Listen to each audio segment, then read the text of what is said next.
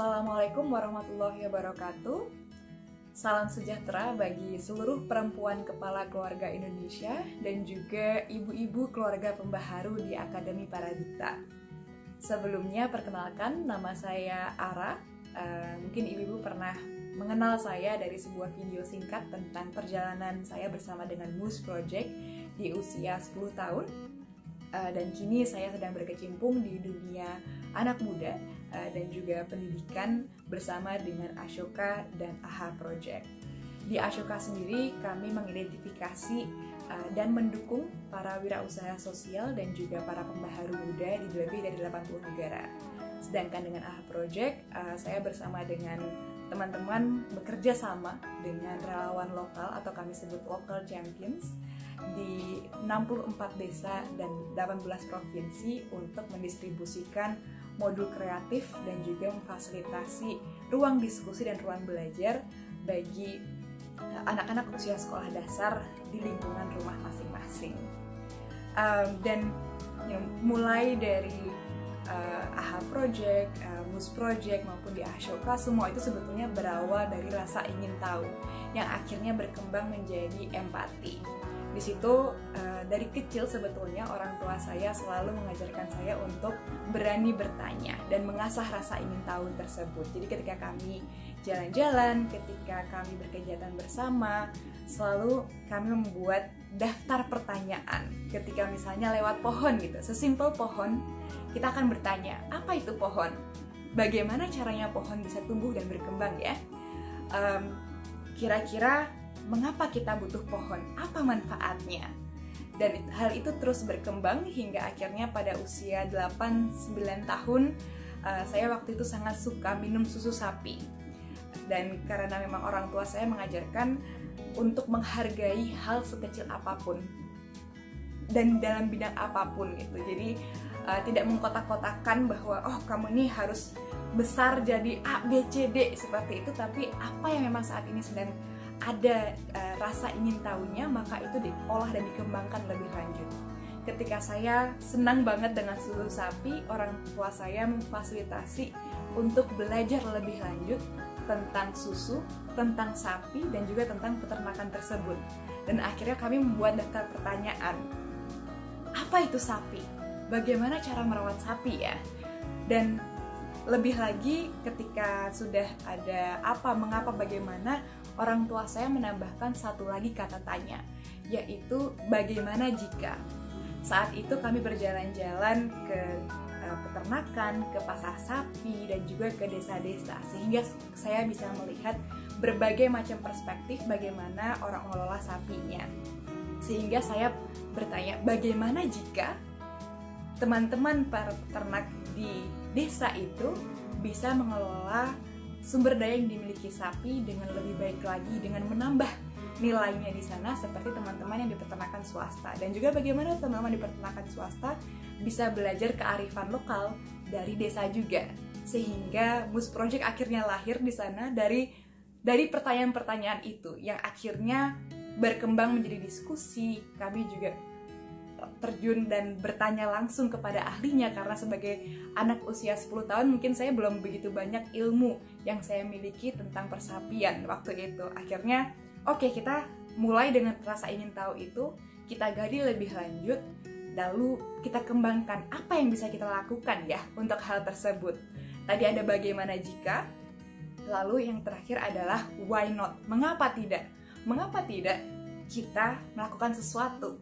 Mengapa tidak kita menjadi jembatan antara para peternak yang di peternakan swasta dengan para peternak yang ada di desa, sehingga membuka sebuah ruang diskusi untuk saling berbagi, untuk saling belajar, menghidupkan inovasi-inovasi baru tentang bagaimana kita bisa mengelola mulai dari susunya sampai juga ke kotorannya. Dan di situ tidak hanya peternak, tapi juga kami melibatkan para istri peternak dan juga anak-anaknya.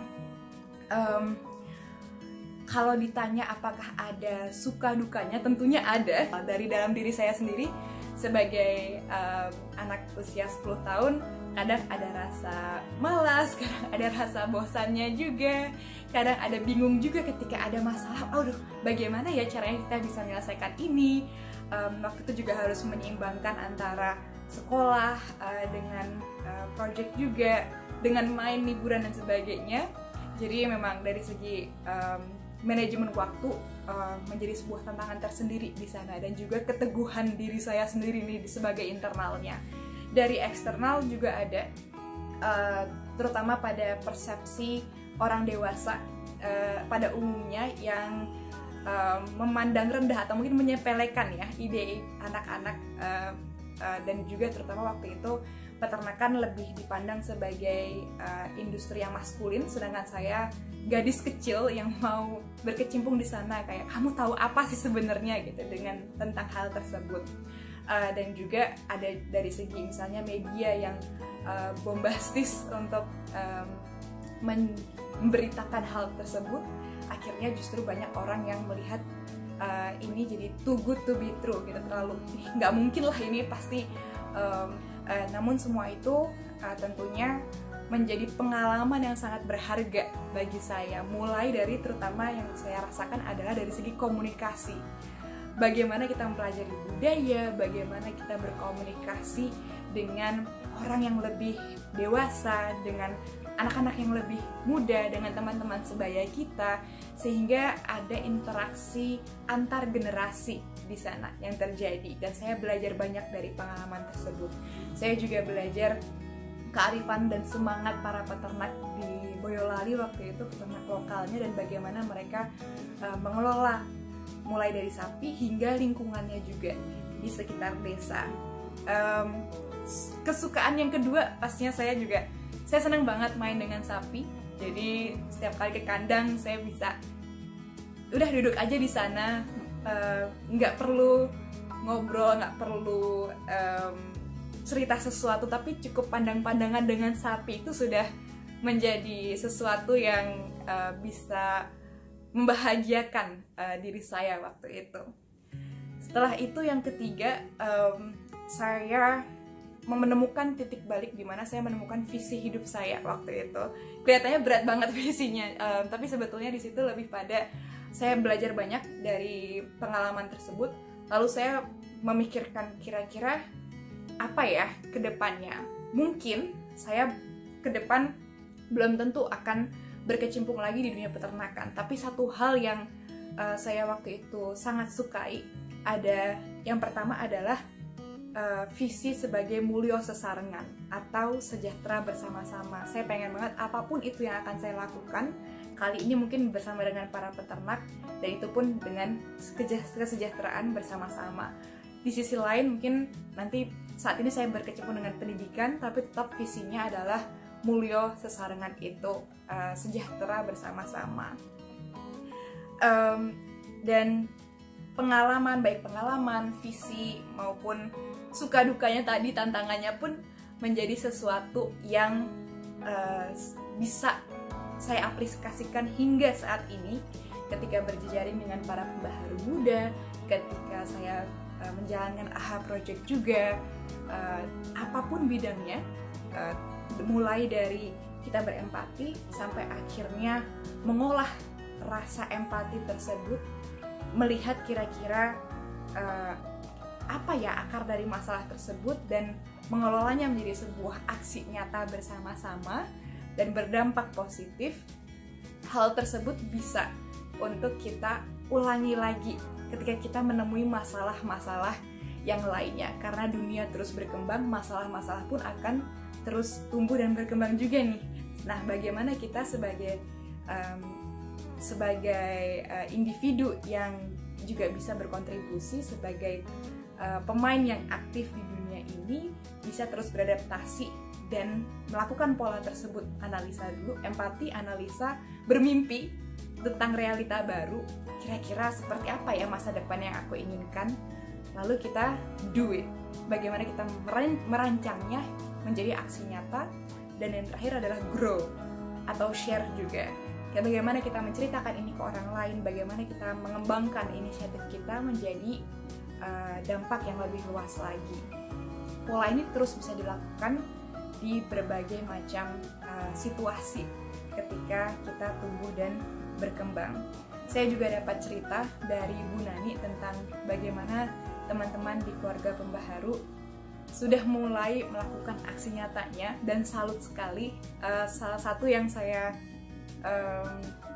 paling ingat waktu itu di Aceh Barat Daya kalau tidak salah, ada teman-teman keluarga pembaharu yang melakukan aksi bebersih WC masjid bersama dengan remaja putra-putrinya. Itu mengingatkan saya sebetulnya pada pengalaman pertama saya dulu sebelum AHA Project, sebelum Ashoka, sebelum Mus Project. Saya memulainya dengan menjadi manajer toilet di rumah karena saya suka sekali main air dan saya pengen untuk membuat toilet itu sebagai ruang nyaman saya waktu itu. Akhirnya saya bilang sama ibu boleh nggak aku bebersih toilet waktu itu, dan menjadikan toilet ini ruang nyaman karena suka banget untuk berlama-lama dan main air di sana. Terus ibu bilang, oke, boleh, yuk kita rancang bagaimana Mbak mau jadi manajer toilet selama seminggu ini. Akhirnya waktu itu saya juga ambil majalah, taruh di toilet, lalu saya bersihkan, saya jaga betul-betul agar toiletnya menjadi ruang yang nyaman untuk orang-orang bisa masuk ke sana. Mungkin hal itu sepele, mulai dari aktivitasnya, mungkin bidangnya. Yang perlu kita perhatikan dan utamakan itu adalah prosesnya. Bagaimana kita bisa sampai pada titik, oh, ayo kita bersihkan toilet itu. Proses itulah yang penting. Bagaimana kita bisa meningkatkan agency atau rasa tanggung jawab, rasa memiliki, rasa keberanian itu dari dalam diri anak-anak, bukan hanya orang tua yang mengajak, kita bersih-bersih toilet, kamu harus ini, kamu harus itu, kamu harus ini. Justru akhirnya menyuruh atau mungkin mewajibkan semua orang untuk terlibat di dalamnya. Tapi bagaimana kita bisa menumbuhkan rasa kepedulian itu dari dalam diri anak-anak, dan ada rasa tanggung jawab untuk akhirnya bergerak, oh, mari kita bersihkan toilet bersama. Proses itulah yang sangat penting dan sangat sayang jika itu dilewatkan. Maka mari kita fokus pada proses. Saya salut ibu-ibu keluarga pembaharu sudah memulainya dari sekarang ini dan juga melibatkan teman-teman setempat, mulai dari remaja sampai juga orang dewasa di lingkungan sekitarnya. Kita hargai pendapat setiap orang, kita juga hargai naik dan turunnya. Jika ada tantangan, wah, ini hal baru untuk kita bisa belajar dan tumbuh nih dengan tantangan yang baru ini. Everyone a change maker. Setiap orang adalah pembaharu dan setiap orang punya jalannya masing-masing untuk membawa perubahan. Mungkin yang satu ingin membawa perubahan di sampah, boleh. Yang satu mau di teknologi, juga boleh. Yang satu mungkin mau jadi ilmuwan untuk membawa perubahan, juga boleh. Mari kita bimbing anak-anak muda di sekitar kita untuk menemukan jalannya masing-masing, dan kita berikan ruang untuk mereka bisa mengeksplorasi diri dan juga mengeksplorasi lingkungan di sekitarnya untuk membawa perubahan yang positif. Sekian dari saya. Selamat kepada seluruh ibu-ibu di keluarga pembaharu yang sudah akan diwisuda di hari ini. Ini adalah bukan wisudah, bukan terakhir, tapi ini adalah awal untuk kita bisa terus mengembangkan dampak positif kita ke masyarakat yang lebih luas lagi. Dan semoga bermanfaat untuk ibu-ibu semuanya. Wassalamualaikum warahmatullahi wabarakatuh.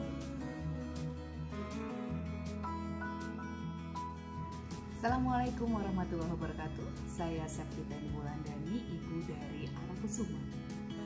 Ara kecil tidak bisa diam anaknya.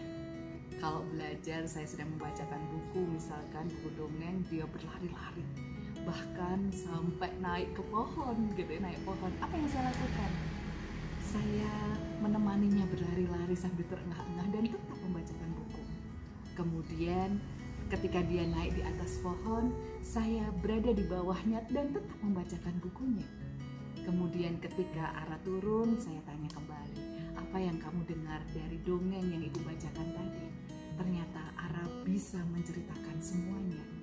Dari situlah saya belajar memahami cara belajar Ara. Saya belajar memahami bagaimana karakteristik Ara.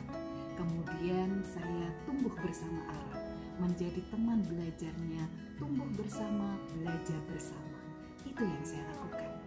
Kemudian saya memberikan ruang kepada Ara untuk menerima atau mendengarkan rasa ingin tahunya. Karena pada dasarnya anak-anak lahir secara fitrah rasa ingin tahunya luar biasa. Dan itu terjadi pada Ara. Dia selalu bertanya, itu apa, bagaimana, mengapa, siapa, dan sebagainya. Dan akhirnya kami belajar untuk tidak buru-buru menjawab.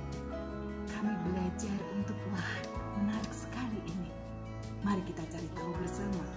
Dan akhirnya Ara berproses untuk mencari tahu apa yang menjadi rasa ingin tahunya. Dan akhirnya saya pun ikut belajar bersama Ara. Maka ketika Ara berangkat ke sebuah peternakan, yang saat itu dimiliki oleh satu orang, dia bertanya, "Ibu, kencing satu sapi itu dibuang ya? Tapi kalau kencing 100 sapi mestinya jadi uang ya?" Maka saya meresponnya, wah, menarik sekali pemikiranmu itu. Yuk kita cari tahu, kita tanyakan kepada yang ahli. Saya tidak buru-buru menjawabnya. Kemudian ketika dia tanya, "Bu, peternakan ini dimiliki oleh satu orang saja ya? Yang kaya berarti cuma satu orang saja ya? Bagaimana kalau peternakan ini dimiliki oleh orang satu desa? Sehingga yang mulya itu bersama-sama, yang kaya itu banyak orang." Saya juga akan memberikan responnya dengan, keren banget, idemu brilian banget, ayo kita wujudkan bersama. Nah, ruang tumbuh bersama inilah yang penting. Kemudian anak-anak belajar untuk langsung terjun ke lapangan, melihat pada realita yang ada di lingkungan kehidupan sekitar kita. Dari situlah anak-anak mulai berpikir. Ara mulai berpikir bagaimana, mengapa, bagaimana tidak, mengapa tidak, bagaimana bisa, dan semuanya. Dia akan semuanya bertanya tentang hal itu. Dan saya beserta bapaknya belajar untuk menjadi temannya. Sehingga jadilah sebuah empati yang muncul. Kemudian diubahnya menjadi sebuah aksi, dan akhirnya anak-anak bisa menjadi bagian dari solusi. Kalau saya bisa, teman-teman pasti juga bisa. Karena ini butuh kesabaran saja untuk tidak buru-buru menjawab dan menjadi orang yang serba tahu, orang dewasa yang serba tahu di mata anak-anak kita. Mereka tumbuh menjadi anak yang luar biasa ketika mereka mendapatkan ruang yang luas untuk mencari rasa ingin tahu. Terima kasih, selamat untuk para keluarga pembaharu di Akademi Paradikta. Sukses selalu, mari kita berkolaborasi untuk menghasilkan anak-anak yang peka terhadap lingkungan dan mereka siap menjadi pembaharu muda. Assalamualaikum warahmatullahi wabarakatuh.